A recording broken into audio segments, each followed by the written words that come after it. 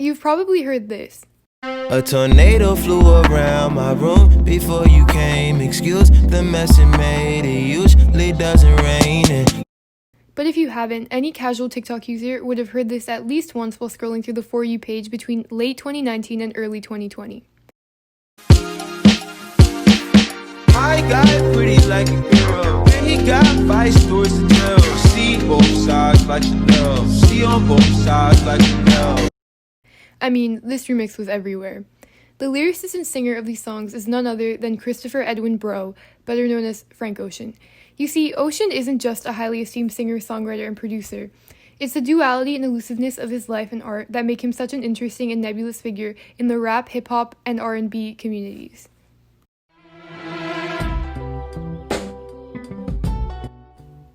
Frank Ocean was born on October 28, 1987 in Long Beach, California.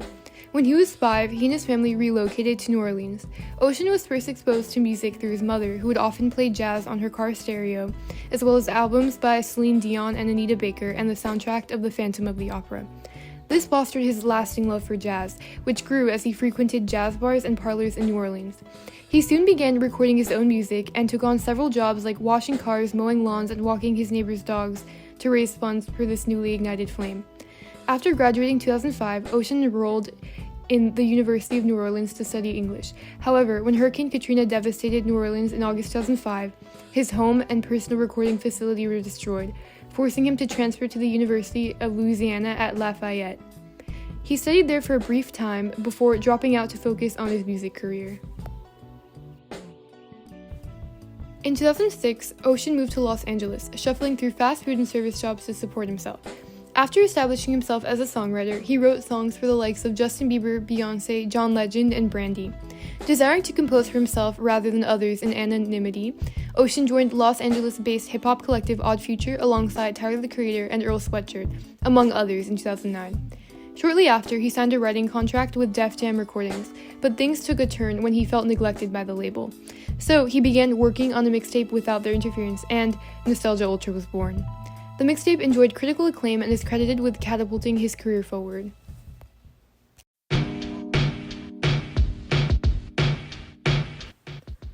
Odd Future Wolfgang Kill Them All sought to substitute the 40-year-old rappers talking about Gucci for shockingly blatant themes of nihilism and violent misogyny, homophobia, and sexual encounters. So, why did the superficially bright and preppy rap collective, some of its members, LGBTQ, Frank included, toss bars about wanting to Spit on a bitch, punch on a bitch. Frank's nature, introspective and reserved, seemed antithetical to Odd Future's loudly callous, bitter, and controversial style. Even more confounding was Frank's timely coming out during Odd Future's peak. In a lengthy letter posted to Tumblr, Frank revealed the story behind his first love, another man. Among the casually spat homophobic slurs, he raps, I'm high and I'm bi, I'm straight. In fact, Frank joined Odd Future at a time when he was struggling most with his sexuality. Frank has explained that he felt a strong mentor or older brother type relationship with the other members. When he came out, Odd Future supported him and condemned the public for having such a twisted and violative infatuation with others' sexuality. Whether morally sound or not, Odd Future's rationale rests within the idea of having the freedom to offend whoever you want. They created perverted fantasies, detailing the most wretched and depraved people and circumstances to juxtapose their own internal hardships, internalized homophobia included. Of course, their depictions of gruesome, often extensively detailed violence towards women and LGBT people did not come without consequence and justified outrage from the public. Closely following the release of Odd Future's Zenith, the OF Tape Volume 2 in 2012, Ocean released his debut studio album, Channel Orange. Channel Orange, lush and emotional in its composition, peppered with optimistic beats to complement his falsetto wherever Ocean deemed necessary, rose over failed relationships, wavering faith, faraway dreams, drugs, and the toxicity and decadence of so-called rich kids. Frank conveys these stories through the use of seemingly unrelated characters and situations, creating songs that revel in double entendres, ambiguity, and surrealistic imagery. In the 10-minute narrative ballad, Pyramids, Cleopatra, a stripper, a slave, and famously, the last ruler of Egypt, performs the motions of her day-to-day life. From working at the pyramids, a strip club, or the actual pyramids of Giza, occupying her throne or a pole, to suffering a deadly snake bite delivered by the snake that killed the real Cleopatra, or the pimp that mistreated the stripper Cleopatra. Here, Ocean croons about the demonization and underappreciation of black women, interchangeably employing both the classically abused and disparaged character of a stripper and the crest of extravagance and beauty, Queen Cleopatra, within the same storyline. In the woeful Pleading on Your Knees track, Bad Religion, Frank juxtaposes unrequited love with God, perhaps due to his sexuality, with unrequited love with another person. If it brings me to my knees, it's a bad religion. Pleading and praying on your knees for someone to love you is a bad religion, or engaging in oral sex with another man is a bad religion in the eyes of God. If it brings me to my knees, it's a bad religion. Oh, unrequited love. In Ocean's 2017 single, Chanel, which skyrocketed to fame on TikTok, he sings explicitly about his bisexuality in what we have learned is his favorite literary device, double entendres. He sees both sides or both sexes like Chanel. The Chanel logo is a double C. The two C's mirror each other, slyly referring to Ocean's varied sexual and romantic preferences. Also, Coco Chanel, the designer and namesake, was allegedly bisexual. He truly does see both sides like Chanel.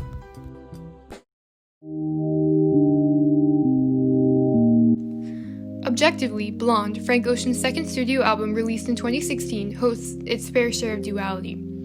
For one, the album is split into two parts, with the transcendent and hazy transition in Nights marking its exact middle point.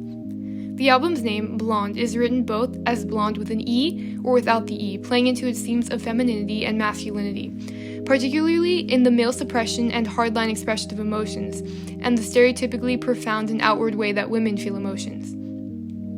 In reality, we all experience both simultaneously. Society's gender-related expectations have imposed limitations and restrictions on the way we feel emotions.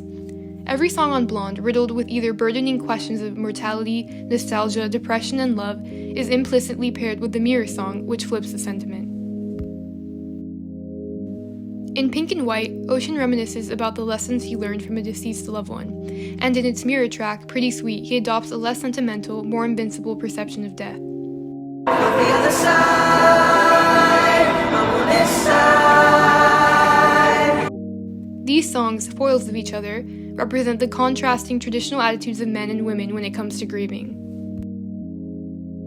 Solo is about enduring an overwhelming and devastating loneliness, especially when you have no one to share your feelings with, whereas Close to You is about wishing a lover would indulge their sadness, or at least be supportive, while Frank unconvincingly states that he wasn't devastated by their unavailability, only slightly hurt by it. Skyline 2 describes a purely physical relationship where love and affection are absent, whereas its Mirror track, White Ferrari, is about desperately trying to salvage a waning relationship, and quietly wishing that, perhaps another dimension, they are lying together tucked away in undisturbed bliss. The sentiment is simple. Love does not exist without consequence or pain. How we deal with the pain is what will determine the relationship's outcome or its lasting effect. As any human on Earth, let alone a black LGBTQ man, Ocean received and continues to receive a fair amount of hate for his expressions of sexuality and gender. And by hate, I mean homophobia.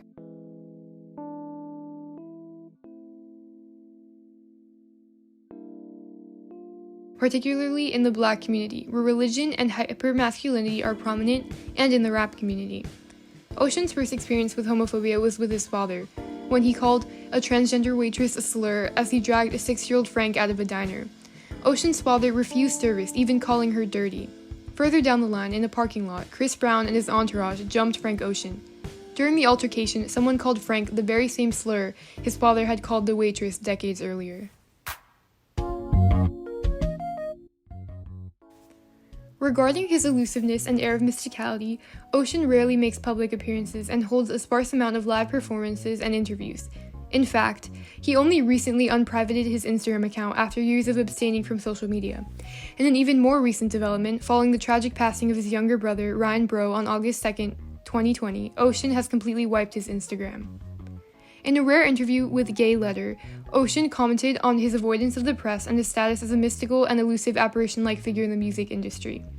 He said, "I always thought that was a misconception. I think the whole idea of me as a recluse is absurd because I'm in the streets like all the time. I'm outside all the time. I'm traveling the world all the time. It's funny to me that that's the perception, but I understand what people mean by in this new paradigm.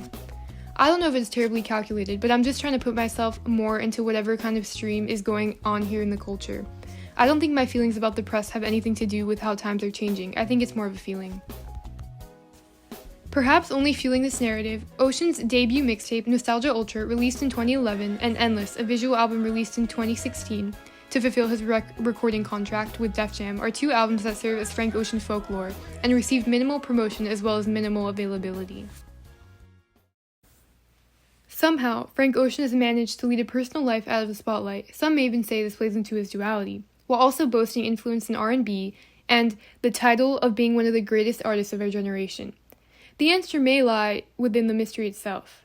Maybe it's the highly publicized singles and scattered albums among pin-drop silent albums that intrigue his listeners, or maybe it's his meticulously crafted and emotionally poignant musical repertoire and everlasting theme.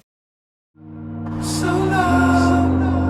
It's hell on earth and the city's on fire. In hell, there's heaven. There's a bull and a matador dueling in the sky. In hell,